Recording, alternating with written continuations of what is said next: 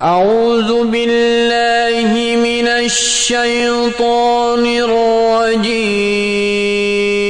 يا أيها الذين آمنوا كتب عليكم الصيام كما كتب على الذين من قبلكم لعلكم تتقون.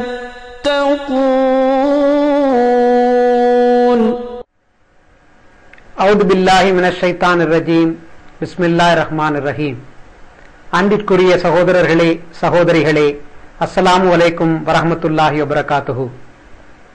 இந்த புனித ரமலான் மாதத்தில் அஹ்மதியா முஸ்லிம் ஜமாத் வழங்கும் ஆன்மீக வசந்த காலம் என்கின்ற நிகழ்ச்சியின் வாயிலாக உங்களை சந்திப்பதில் மகிழ்ச்சி அடைகின்றோம். நம்முடைய நிகழ்ச்சியை பார்த்த பல சகோதரர்களும் சகோதரிகளும் பல கேள்விகளை ரமலான் தொடர்பாகவும் மார்க்க சம்பந்தமாகவும் கேட்டிருக்கிறார்கள். அவைகளுக்கு இந்நிகழ்ச்சியின் வாயிலாக நாம் பதிலளித்து வருகின்றோம். இப்போது நாம் கேள்விகளுக்கு போவோம்.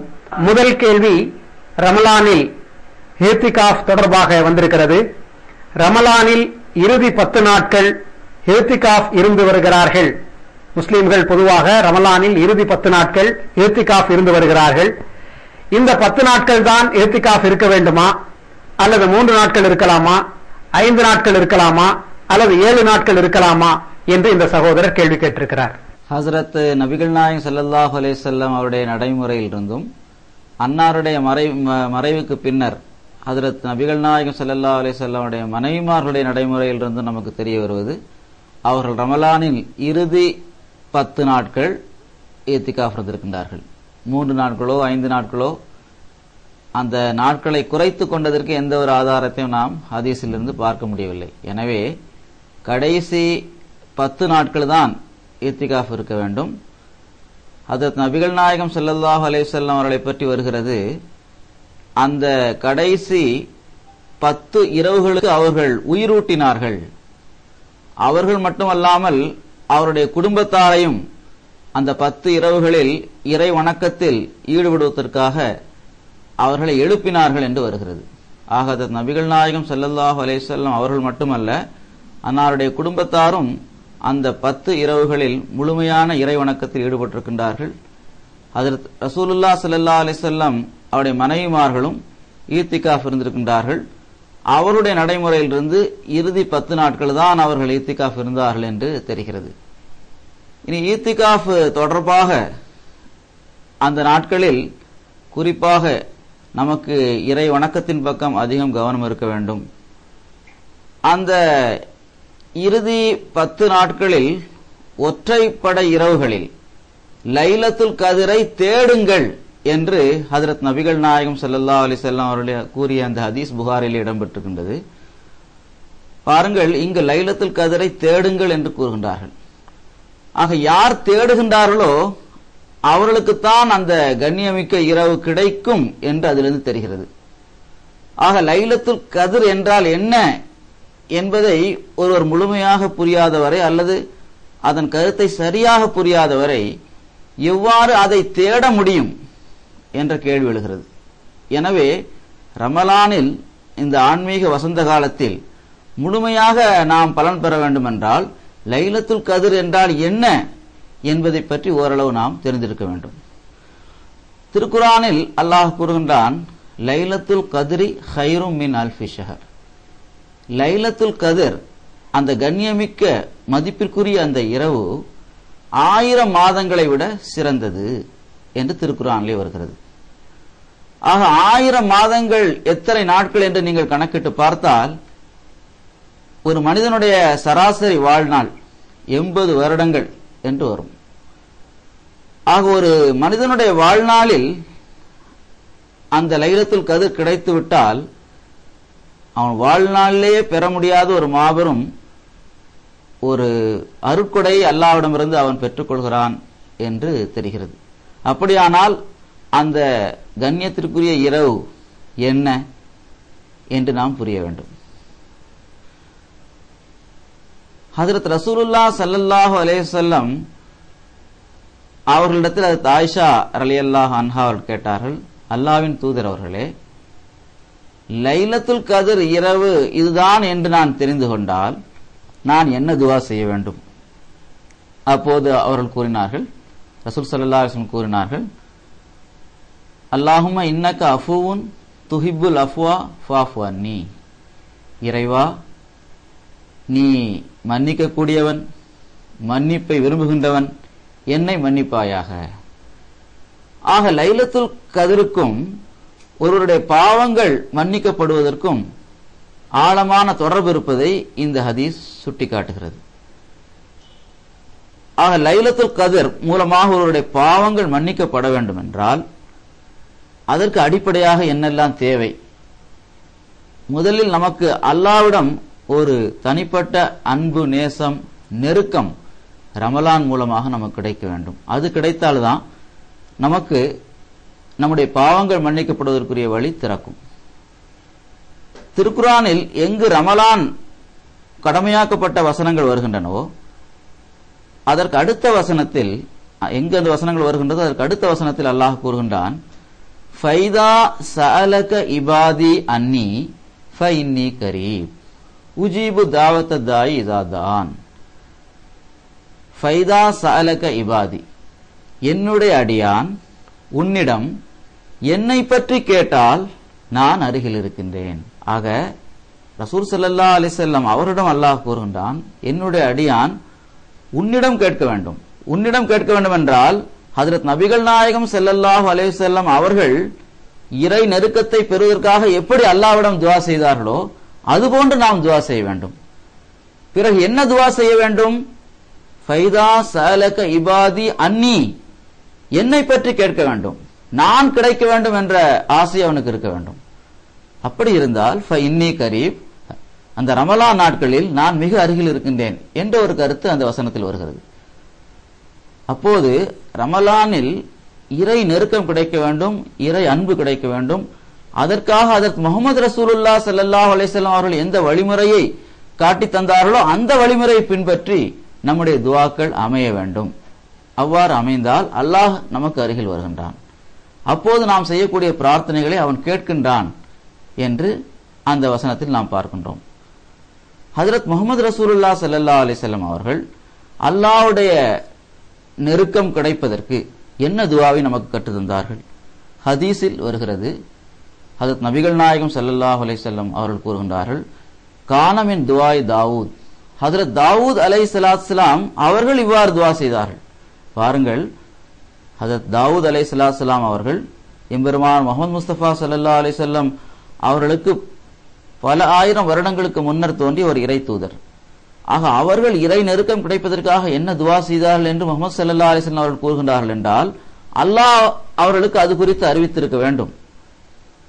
ஆக அல்லாஹ்விற்கும் அந்த துஆவை மக்கள் கேட்க வேண்டும் என்ற விருப்பமும் ஆவலும் இருக்கின்றது. அல்லாஹ் தருவதற்கு தயாராக இருக்கின்றான். எனவேதான் தாவூத் அலைஹிஸ்ஸலாம் செய்த ஒரு துஆவை முஹம்மது ஸல்லல்லாஹு அலைஹி வஸல்லமுக்கு அல்லாஹ் கற்றுத் தந்திருக்கின்றான். துஆ இவ்வாறு வருகிறது, அல்லாஹும் மர்சுக்னி ஹுப்பக வ ஹுப்ப மன் யுஹிப்புக, இறைவா உன்னுடைய நேசத்தை நீ எனக்கு வழங்குவாயாக, வ ஹுப்ப மன் யுஹிப்புக, யார் உன்னை நேசிக்கின்றாரோ அவருடைய நேசமும் எனக்கு கிடைப்பதற்கு நீ அருள் புரிவாயாக, வ ஹுப்பமா யுகர்ரிபுனி இலைக், எந்த நேசத்தின் மூலமாக உன்னுடைய நெருக்கம் எனக்கு கிடைக்குமோ, உன்னுடைய அன்பு எனக்கு கிடைக்குமோ அப்படிப்பட்ட நேசம் என்னுடைய உள்ளத்தில் உருவாகுவதற்கு நீ அருள் புரிவாயாக, வல் அமலுல்லதி யுபல்லிகுனி ஹுப்பக, எந்த நற்செயல்களை செய்வதன் மூலமாக உன்னுடைய அன்பு எனக்கு கிடைக்குமோ அந்த நற்செயல்களை செய்வதற்குரிய வாய்ப்பு எனக்கு தருவாயாக, வஜல் ஹுப்பக அஹப்ப இலைய மினல் மாலி வ நஃப்சி வ அஹ்லி வ மினல் மாயில் பாரித், உன் மீது உள்ள அந்த அன்பு எந்த அளவுக்கு என்னுடைய உள்ளத்தில் மிகைத்திருக்க வேண்டும் என்றால் அது என்னுடைய செல்வத்தை விடவும், என்னுடைய குடும்பத்தாரை விடவும், என்னுடைய உயிரை விடவும், குளிர்ந்த தண்ணீரை விடவும் எனக்கு உன்னுடைய நேசம் பிரியமானதாக இருக்க வேண்டும். எவ்வளவு அருமையான துஆவை ஹஜ்ரத் முஹம்மது ரசூலுல்லாஹ் ஸல்லல்லாஹு அலைஹி வஸல்லம் அவர்கள் கற்றிருந்திருக்கின்றார்கள். பாருங்கள், பாலைவனத்தில் ஒரு மனிதன் செல்கின்றான், அவனுக்கு தாகம் எடுக்கிறது. எங்கிருந்தாவது அவனுக்கு குளிர்ந்த தண்ணீர் கிடைத்தால் அதை அவன் எந்த அளவு அதிகமாக நேசிப்பான். அப்போது அந்த தண்ணீர் மீது உள்ள நேசத்தை விட இறைவா உன் மீது உள்ள அந்த நேசமும் உன்னுடைய நெருக்கம் கிடைக்க வேண்டும் என்ற அந்த ஆர்வமும் என்னுடைய உள்ளத்தில் அதிகமாக இருக்க வேண்டும், நீ அதற்கு அருள் புரிய வேண்டும் என்று அதற்கு முஹம்மது ஸல்லல்லாஹு அலைஹி வஸல்லம் அவர்கள் நமக்கு துஆ கற்று தந்திருக்கின்றார்கள். எனவே அல்லாஹ்வும் கூறினான், ஃபைதா சஅலக இபாதி அன்னி, முஹம்மதே உன்னிடம் என்னுடைய அடியார் நான் எங்கிருக்கின்றேன் என்று கேட்டால், என்னை பற்றி கேட்டால், என்னுடைய நேசம் கிடைக்க வேண்டும் என்ற ஆவலோடு அவர் துஆ செய்தால், ஃபஇன்னி கரீப், நிச்சயமாக நான் மிக அருகில் இருக்கின்றேன், உஜீபு தாவத்த தாயிதாதான், அழைக்கின்றவர் என்னை அழைக்கின்ற போது நான் அவருடைய அழைப்பிற்கு பதில் கூறுகின்றேன், ஃபல் யஸ்தஜீபுலி ஃபல் யுமினு பி, ஆனால் அவரும் நான் என்னென்ன கட்டளைகளை அவருக்கு பிறப்பித்திருக்கின்றேனோ, என்னென்ன கட்டளைகளை கூறியிருக்கின்றேனோ அதை அவர் முழுமையாக பின்பற்ற வேண்டும். ஆக அதிலிருந்து என்ன தெரிகிறது என்றால், திருக்குரானை ரமலானில் அதிகமாக ஓத வேண்டும். அல்லாஹ் திருக்குரானில் என்ன கட்டளைகள் நமக்கு தந்திருக்கின்றான், எவற்றிலிருந்து நம்மை தடுத்திருக்கின்றான் என்பதை திருக்குரான் ஓதும் போதுதான் நமக்கு தெரியும். அப்ப அந்த கட்டளைகளை ஏற்று நடந்து அல்லாஹ் தடுத்தவற்றிலிருந்து நாம் விலகுவதற்கு முயற்சி செய்ய வேண்டும். அடுத்து ஃபல் யுமினு பி, என் மீது அவன் முழுமையான நம்பிக்கை வைக்க வேண்டும். லஅல்லஹும் யர்ஷுதூன், அப்படிப்பட்டவர்களுக்கு அல்லாஹ் நிச்சயமாக நேர்வழியை காட்டுவான் என்று வருகிறது. ஆக இஹ்திகாஃப் அதற்குரிய ஒரு அருமையான சந்தர்ப்பமாகும். லைலத்துல் கத்ர் என்ன என்றால் நமக்கு புரிந்தது, பாவங்கள் மன்னிக்கப்படுவதோடு அதுக்கு தொடர்பு இருக்கிறது. பாவங்கள் மன்னிக்கப்பட வேண்டும் என்றால் இறைவனை நாம் பெற்றாக வேண்டும். ஏனென்றால் முஹம்மது ஸல்லல்லாஹு அலைஹி வஸல்லம் அவர்கள் கூறினார்கள், அல்லாஹ் என்னிடம் கூறினான், ஆதமின் மகனுடைய ஒவ்வொரு செயலும் அவனுக்காகவே இருக்கின்றது, ஆனால் நோன்பு எனக்காக அவன் நோக்கின்றான், அதற்குரிய கூலி நானே ஆவேன் என்று அல்லாஹ் தன்னிடம் கூறியதாக முஹம்மது முஸ்தபா ஸல்லல்லாஹு அலைஹி வஸல்லம் கூறுகிறார்கள். அந்த ஹதீஸில் என்ன தெரிகிறது என்றால், நோன்பின் மூலமாக ஒருவருக்கு அல்லாஹ் கிடைக்க வேண்டும், அல்லாஹ்வுடைய நேசம் கிடைக்க வேண்டும், அல்லாஹ்வுடைய நெருக்கம் கிடைக்க வேண்டும். அதற்காகத்தான் இந்த இறுதி 10 நாட்களில் துஆக்கள் அதிகமாக கபூலாகப்படக்கூடிய அந்த சூழ்நிலையில் லைலத்துல் கதரை நீங்கள் தேடுங்கள் என்று ஹதரத் முஹம்மது ரசூலுல்லாஹ் ஸல்லல்லாஹு அலைஹி வஸல்லம் அவர்கள் நமக்கு வழிகாட்டல் தந்திருக்கின்றார்கள். எனவே அந்த நாட்களில் ஐவேளை தொழுகை நடைபெறுகின்ற பள்ளிவாசலில் நாம் இஹ்திகாஃப் அமர வேண்டும், வீண் பேச்சுகளிலிருந்து நாம் விலகி இருக்க வேண்டும், திருக்குரானை அதிகமாக ஓத வேண்டும், உலக விவகாரங்களிலிருந்து முழுமையாக நம்மை தவிர்த்துக் கொள்ள வேண்டும். எந்த ஒரு உலக பேச்சோ உலக விவகாரங்களோ நாம் ஈடுபடக்கூடாது. முற்றிலும் தனித்த நிலையில் அல்லாஹ்வை வணங்குவதற்காகவே அந்த 10 நாட்களை நாம் ஒதுக்கி அதற்காக நாம் முழுமையான முறையில் அந்த ஆன்மீக வசந்த காலமாக அந்த நாட்களை நாம் ஆக்கிக் கொள்ள வேண்டும். அவ்வாறு நாம் அதிலிருந்து பலன் பெற்றால், அல்லாஹ்வின் அருளால் லைலத்துல் கத்ர் கிடைத்துவிட்டால், பிறகு பாவங்கள் மன்னிக்கக்கூடிய அந்த நாளும் நமக்கு கிடைத்துவிட்டால், அது நம்முடைய வாழ்நாளை விட, அதாவது 1000 மாதங்களை விட அது சிறந்ததாக இருக்கும். அதன் மூலம் நாம் முழுமையாக பலன் பெற்று உண்மையான ஒரு இறையடியாராக மாறுவதற்கு வாய்ப்பு கிடைக்கும். எனவே இஹ்திகாஃபிற்கு இந்த அளவு முக்கியத்துவம் இருக்கின்றது. இதை நாம் முழுமையாக பேணக்கூடிய வாய்ப்பை அல்லாஹ் நமக்கு வழங்க வேண்டும். அப்ப இஹ்திகாஃப் தொடர்பாக மிக அருமையான முறையில் இங்க விளக்கம் சொன்னீங்க. அடுத்த கேள்வி, இறைவனை நினைவு கூறுதல், அதாவது திக்ரே இலாஹி என்றால் என்ன? திருக்குர்ஆன் ஹதீஸ் அடிப்படையில் திக்ரே இலாஹி என்றால் என்ன என்பதை நீங்கள் கூறுங்கள் என்று ஒரு சகோதரர் கேள்வி கேட்டிருக்கிறார். திக்ரே இலாஹி அதாவது அல்லாஹ்வை நினைவு கூறுவது. ஹதீஸ்களில் நபிமொழிகளில் நாம் பார்க்கின்ற போது ஹஜ்ரத் ரசூலுல்லாஹ் ஸல்லல்லாஹு அலைஹி வஸல்லம் அவர்கள் எல்லா நேரங்களிலும் அல்லாஹ்வை நினைவு கூர்ந்து வந்தார்கள் என்று வருகிறது. ஆக அல்லாஹ்வை எல்லா சமயங்களிலும் நாம் நினைவு கூற வேண்டும் என்பதுதான் ஜிக்ரே இலாஹி, இறைவனை நினைவு கூறுவதனுடைய ஒரு அடிப்படை விஷயமாகும். ஆனால் இன்று முஸ்லிம்களில் நாம் பார்க்கின்றோம், ஜிக்ர் என்ற பெயரில் இரவு மஜ்லிஸுகள், ஒரு விதமான கூச்சலிடுதல், இவ்வாறு பல பிதத்துகள், மார்க்கத்திற்கு மாற்றமான பல விஷயங்கள் முஸ்லிம் சமுதாயத்தில் நுழைந்து விட்டதை நாம் பார்க்கின்றோம். அதற்கு காரணம் ஜிக்ர இலாஹி, இறைவனை நினைவு கூறுவது என்றால் என்ன என்பதை பற்றி அவர்களுக்கு சரியான ஒரு அறிவு கிடைக்கவில்லை.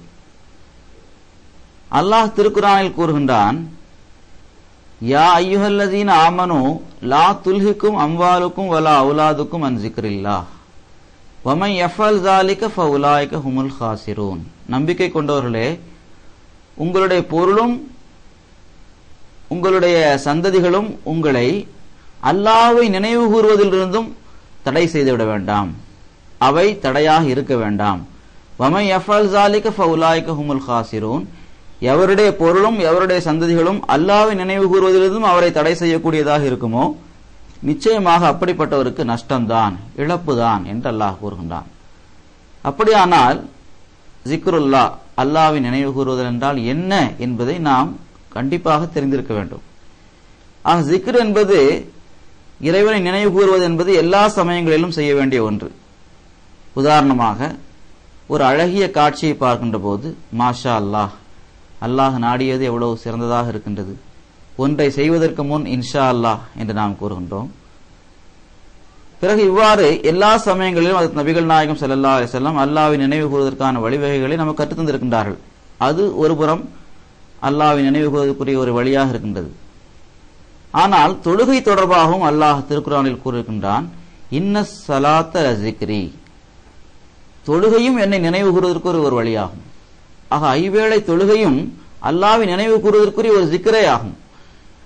எனவே அந்த ஐவேளை தொழுகைகளையும் முறையாக நிறைவேற்றுவதிலிருந்து நம்முடைய பொருள் அல்லது வியாபாரம் அல்லது சந்ததிகள் அதற்கு தடையாக இருந்தால் நிச்சயமாக நமக்கு நஷ்டம்தான் என்று அல்லாஹ் கூறுகின்றான்.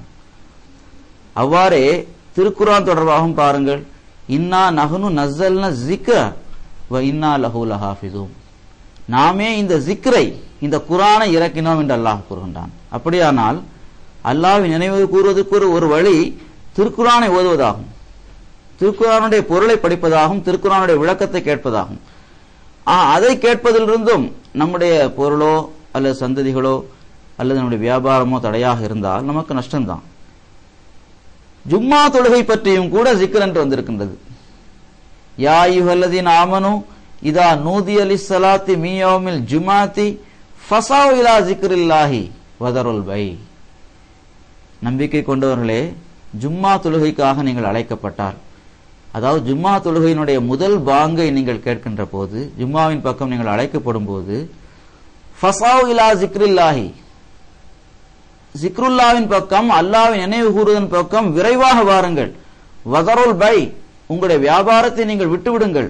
ஜாலிக்கும் ஹைரும் லக்கும் இன் குன்தும் தஅலமூன், நீங்கள் அறிந்திருந்தால் இதில்தான் உங்களுக்கு நன்மை இருக்கிறது என்று அல்லாஹ் கூறுகின்றான். ஆக ஜும்மா தொழுகை அதற்குரிய நிபந்தனையுடன் தொழுவது, ஜும்மா தொழுகையினுடைய முதல் பாங்கு கேட்டவுடனே பள்ளிவாசலுக்கு வருவது, இதுவும் அல்லாஹ்வை நினைவு கூறுவதற்குரிய வழியாகும். ஆக இந்த கருத்துக்களை கூறுவதற்கு காரணம், எந்த வகையிலெல்லாம் நாம் இறைவனை நெருங்க முடியுமோ, எந்தெந்த வழிகளெல்லாம் அல்லாஹ் தன்னுடைய நெருக்கத்தை கிடைப்பதற்காக நமக்கு தந்திருக்கின்றானோ அந்த அத்தனை வழிகளையும் நாம் சரியான முறையில் கடைபிடிக்க வேண்டும். ரமலான் மாதம் அதுக்குரிய ஒரு பயிற்சி காலமாக இருக்கிறது.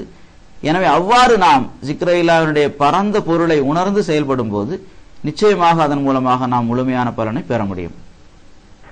அடுத்த கேள்வி ஒரு சகோதரர் கேட்டிருக்காரு. சென்ற கேள்வி பதில் நிகழ்ச்சியில் மெஹராஜ் பயணம் ஒரு ஆன்மீக பயணம் என்று கூறியிருந்தீர்கள். ஆனால் ஹஜ்ரத் நபிகள் நாயகம் ஸல்லல்லாஹு அலைஹி வஸல்லம் அவர்கள் அந்த மெஹராஜ் பயணத்தில் ஹஜ்ரத் ஈசா அலைஹிஸ்ஸலாம் அவர்களையும் பார்த்திருக்கிறார்கள். ஹஜ்ரத் ஈசா அலைஹிஸ்ஸலாம் அவர்கள் வானத்தில் இருப்பதால் தானே ஹஜ்ரத் நபி ஸல்லல்லாஹு அலைஹி வஸல்லம் அவர்கள் அவர்களை பார்த்திருக்கிறார்கள் என்ற கேள்வியை கேட்டிருக்கிறார். இந்த சகோதரர் ஏற்கனவே நாம் கூறிய பதிலை முழுமையாக கவனித்திருக்க வேண்டும். நாம் தெளிவாக கூறினோம், வானத்தில் எந்த ஒரு நபியும் செல்ல முடியாது, அது அல்லாஹ்வுடைய நடைமுறைக்கு மாற்றமானது, அல்லாஹ்வுடைய பரிசுத்தன்மைக்கு மாற்றமானது. எனவே ஒரு தூதர், ஒரு மனிதர் வானத்தில் ஏறி செல்ல முடியாது என்பதை திருக்குர்ஆனிலிருந்து நாம் தெளிவாக கூறியிருக்கின்றோம். இப்போது இவர் கேட்கின்றார், ஹஜ்ரத் ஈசா அலைஹிஸ்ஸலாம் அவர்களை மிஹ்ராஜ் பயணத்தின் போது ஹஜ்ரத் நபிகள் நாயகம் ஸல்லல்லாஹு அலைஹி வஸல்லம் அவர்கள் பார்த்துள்ளார்களே. நாம் கூறுகின்றோம், ஆம் பார்த்தார்கள். இரண்டாவது வானத்தில் ஹஜ்ரத் ஈசா அலைஹிஸ்ஸலாம் அவர்களையும் பார்த்தார்கள், ஹஜ்ரத் யஹ்யா அலைஹிஸ்ஸலாம் அவர்களையும் பார்த்தார்கள். அது மட்டுமல்ல, மூன்றாவது வானத்தில், நான்காவது வானத்தில், ஐந்தாவது வானத்தில் என்று ஒவ்வொரு வானத்திலும் ஒவ்வொரு நபியை சந்திக்கின்றார்கள். ஹஜ்ரத் மூசா அலைஹிஸ்ஸலாம் அவர்களை சந்தித்திருக்கின்றார்கள், ஹஜ்ரத் இப்ராஹிம் அலைஹிஸ்ஸலாம் அவர்களை சந்தித்திருக்கின்றார்கள். ஆக மரணித்து போன எல்லா நபிமார்களையும் அங்கு ஹதரத் முஹம்மது ஸல்லல்லாஹு அலைஹி வஸல்லம் அவர்கள் பார்த்தார்கள். அவர்களோடு சேர்த்து ஹதரத் ஈசா அலைஹிஸ்ஸலாம் அவர்களையும் பார்த்திருக்கின்றார்கள். ஆக இதிலிருந்து என்ன தெரிகிறது என்றால், மரணித்து போனவர்களுடைய பட்டியலில் ஹதரத் ஈசா அலைஹிஸ்ஸலாம் அவர்களும் இருக்கின்றார்கள். அவருக்கென்று எந்த தனி சிறப்பும் இல்லை. மற்ற நபிமார்களோடு சேர்ந்து ஒரு மனிதன் என்ற நிலையில் அவரும் மரணித்து விட்டார் என்பதற்குரிய ஒரு அழகிய சான்றாக மிஹ்ராஜில் ஹதரத் ரசூல் ஸல்லல்லாஹு அலைஹி வஸல்லம் அவர்கள் கண்ட இந்த காட்சி அமைகிறது. அடுத்த கேள்வி, இஸ்லாம் வாளால் பரப்பப்பட்டது என்று பொதுவாக ஒரு கருத்து நிலவுகிறது. ஹஜ்ரத் நபிகள் நாயகம் ஸல்லல்லாஹு அலைஹி வஸல்லம் அவர்களின் வாழ்க்கை இது குறித்து என்ன நம்ம தெரிய வருது என்று ஒரு ஹிந்து சகோதரர் வந்து கேட்டிருக்கார். இஸ்லாம் வாளால் பரப்பப்பட்டது, பலவந்தமாக பரப்பப்பட்டது என்ற கருத்து இன்று பொதுவாக நிலவுகிறது. ஹஜ்ரத் நபிகள் நாயகம் ஸல்லல்லாஹு அலைஹி வஸல்லம் அவர்களுடைய வாழ்க்கையிலிருந்து நீங்கள் இதை குறித்து விளக்குங்கள் என்று கேட்டிருக்கிறார். இந்த கேள்வியை பொறுத்த அளவில் இஸ்லாம் மிக தெளிவாக ஒரு விஷயத்தை கூறுகிறது. லா இக்ராஹ ஃபித்தீன், மார்க்கத்தில் எந்த பலவந்தமும் இல்லை. ஃபமன் ஷா ஃபல் யூமின் ஃபமன் ஷா ஃபல் யக்ஃபுர், யார் விரும்புகின்றாரோ அவர் மார்க்கத்தை ஏற்றுக்கொள்ளட்டும், யார் விரும்புகின்றாரோ மார்க்கத்தை மறுக்கட்டும். ஆக இஸ்லாம் எதையுமே பலவந்தமாக திணிக்கவில்லை. அவ்வாறு இருக்கின்ற போது திருக்குர்ஆன் இந்த கருத்தை கூறுகின்ற போது நபிகள் நாயகம் ஸல்லல்லாஹு அலைஹி வஸல்லம் அவருடைய வாழ்க்கையே திருக்குர்ஆனாக இருந்தது என்று ஆயிஷா ரலியல்லாஹு அன்ஹா கூறியிருக்கின்றார்கள். எனவே திருக்குர்ஆனுடைய கூற்றிற்கு மாற்றமாக எம்பெருமான் முஹம்மது முஸ்தபா ஸல்லல்லாஹு அலைஹி வஸல்லம் அவர்கள் பலவந்தத்தால் வாளால் இஸ்லாத்தை பரப்பினார்கள் என்பதை எந்த ஒரு முஸ்லிம் கேட்டாலும் நிச்சயமாக அவருடைய உள்ளம் மிகவும் புண்படும். ஏனென்றால் அதற்கு நபிகள் நாயகம் ஸல்லல்லாஹு அலைஹி வஸல்லம் அவர்களை நோக்கி அல்லாஹ் கூறுகின்றான், வமா அர்சல்னாக இல்லா ரஹ்மத்தல் லில் ஆலமீன், நாம் உம்மை முழு உலகத்திற்கும் எல்லா இன மக்களுக்கும் எல்லா காலகட்டத்திற்கும் ரஹமத்தாக அருட்கொடையாக அனுப்பியிருக்கின்றோம் என்று அல்லாஹ் கூறுகின்றான். எனவே ஒரு அருட்கொடையின் தோற்றமாக அவர்கள் இருக்கின்றார்கள், கருணையின் தோற்றமாக இருக்கின்றார்கள்.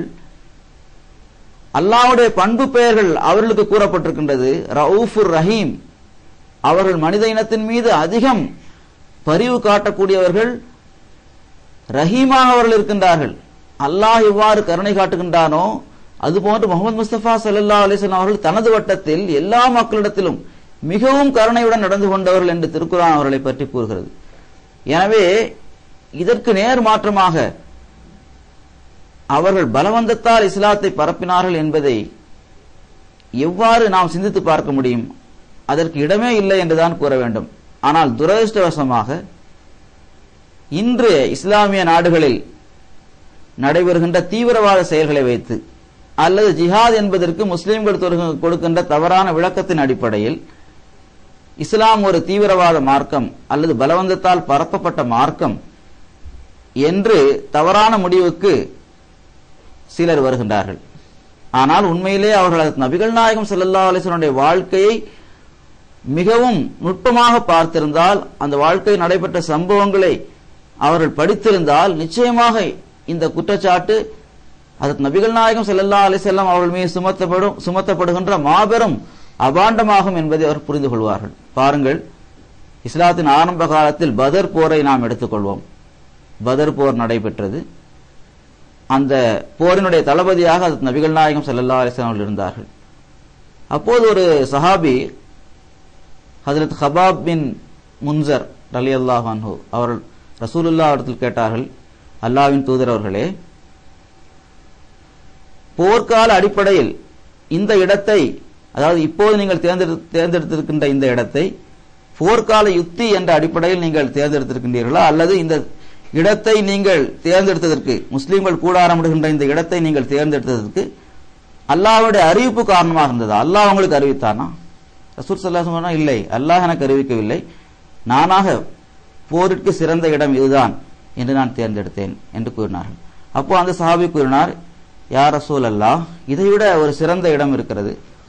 அங்கு தண்ணீர் தடாகம் இருக்கிறது. முஸ்லிம்கள் போரிடுகின்ற சமயத்தில் அவர்களுக்கு தண்ணீர் தாகம் ஏற்பட்டால் தண்ணீர் குடிப்பதற்குரிய அந்த நீரூற்று இருக்கின்ற அந்த இடத்தை நாம் தேர்ந்தெடுத்தால், அதை நாம் கைவசப்படுத்திக் கொண்டால் எதிரிகளுக்கு அது ஒரு பதிலடியாக அமைந்துவிடும். தண்ணீர் தடாகம் நம்மிடம் இருக்கும். ரசூல் ஸல்லல்லாஹு அலைஹி வஸல்லம் கூறினார்கள், நல்லது, நீங்கள் அந்த இடத்தையே தேர்வு செய்து கொள்ளுங்கள், அங்கிருந்தே நாம் போர் புரிவோம். பிறகு கூடாரமிடப்பட்டது. அந்த இடத்தில் கூடாரமிடப்பட்டது. அறிவிப்பில் வருகிறது, அப்போது எதிரி படையிலிருந்து சிலர் வந்து நபிகள் நாயகம் ஸல்லல்லாஹு அலைஹி வஸல்லம் நாங்கள் தண்ணீர் குடிக்கிறது, எங்களுக்கு தண்ணி தாங்க, எங்களுக்கு தண்ணீர் தாருங்கள் என்று கேட்கின்றார்கள். அப்போது சஹாபாக்கள் என்ன கூறினார்கள், நாம் அந்த இடத்தை தேர்ந்தெடுத்ததே தண்ணீர் தடாகம் நம்மிடம் தான் இருக்க வேண்டும், யாரையும் எதிரியிலிருந்து யார் வந்தாலும் நம்ம தண்ணி கொடுக்கக்கூடாது என்பதற்காகத்தான் அதை நாம் கைவசப்படுத்தி இருக்கணும் என்று கூறினார்கள். ஆனால் ரஹ்மத்துல் ஆலமீனாக கருணையே வடிவமான நபிகள் நாயகம் ஸல்லல்லாஹு அலைஹி வஸல்லம் கூறினார்கள், நாம் மனிதர்களிடத்தில் கருணையோடு பரிமாறுவதற்கே வந்திருக்கின்றோம். அவர்கள் தாகத்திற்காக தண்ணீர் கேட்கின்றார்கள் என்றால் நிச்சயமாக அவர்கள் வந்து தாராளமாக தண்ணீர் அருந்திக் கொள்ளலாம், யாரும் அவர்களை தண்ணீர் அருந்துவதிலிருந்தும் தடை செய்யாதீர்கள் என்று கூறினார்கள். ஆக அதுதான் சந்தர்ப்பம். அவர்கள் கூறியிருக்கலாம், நீங்கள் இஸ்லாத்தை ஏற்றுக்கொள்ள வேண்டும், வாழ்முனையில் நான் உங்களிடம் கூறுகின்றேன், உங்களுக்கு தண்ணி கிடையாது என்று கூறியிருக்கலாம். ஆனால் அவ்வாறு கூறவில்லை. எனவே இப்படிப்பட்ட சம்பவங்களை நாம் பார்க்கின்றோம். ஒரு யூத பெண்மணி அது நபிகள் நாயகம் ஸல்லல்லாஹு அலைஹி வஸல்லம் அவர்களுக்கு விருந்துக்கு அழைத்து உணவில் விஷம் கலந்து விடுகின்றார். நபிகள் நாயகம் ஸல்லல்லாஹு அலைஹி வஸல்லம் முதலில் ஒரு கவலம் சாப்பிடுகின்றார்கள், பிறகு சஹாபாக்களை தடை செய்து விடுகின்றார்கள். கூறுகின்றார்கள், என்னுடைய கை அறிவித்தது இந்த உணவில் விஷம் இருக்கின்றது, ஏதோ கலந்து இருக்கிறது, இது யாரும் சாப்பிடாதீங்கன்னு சொல்லிடுறாங்க. பிறகு யாருமே சாப்பிடவில்லை.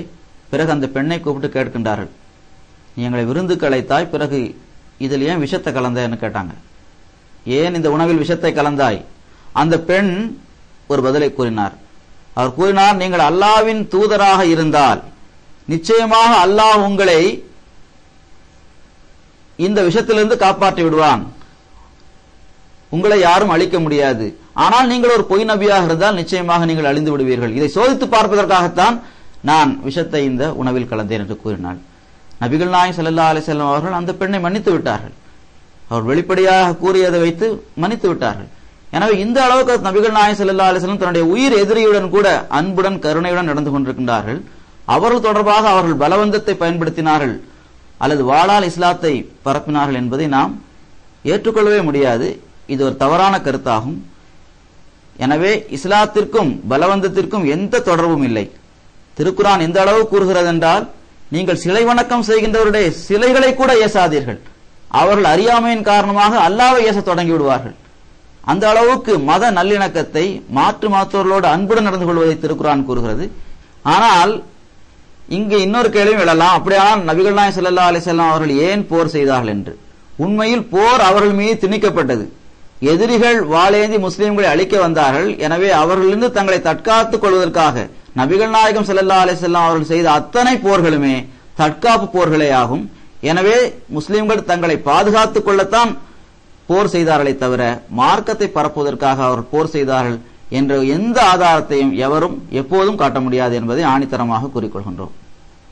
அன்பிற்குரிய சகோதரர்களே, இந்த நிகழ்ச்சிகளை நீங்கள் தொடர்ந்து பார்த்து வருகிறீர்கள். இன்றைய கேள்வி பதில் நிகழ்ச்சி இத்துடன் நிறைவு பெறுகிறது. இன்ஷா அல்லாஹ் நாளையும் பல கேள்விகளோடு உங்கள் மத்தியிலே வருவோம். நாளை காலை 3 மணிக்கு மீண்டும் சந்திப்போம். அஸ்ஸலாமு அலைக்கும் வரஹ்மத்துல்லாஹி வபரகாத்துஹு. மார்க்க தொடர்பான உங்கள் கேள்விகளுக்கு இந்நிகழ்ச்சியில் பதிலளிக்கப்படும். கேள்விகள் அனுப்ப வேண்டிய முகவரி: அஹ்மதியா முஸ்லிம் ஜமாத், எண் 11, முதல் பிரதான சாலை, United India colony, Kodambakkam, Chennai 6024. أعوذ بالله من الشيطان الرجيم.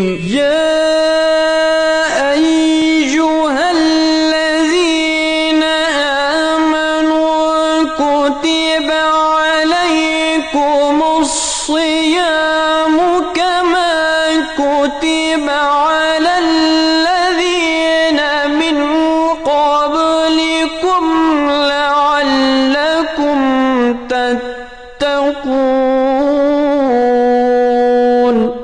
أحمدية أحمدية أحمدية زنداباد زنداباد زنداباد जिंदा हो पायंदाबाद, जिंदाबाद जिंदाबाद, अहमदियत जिंदाबाद।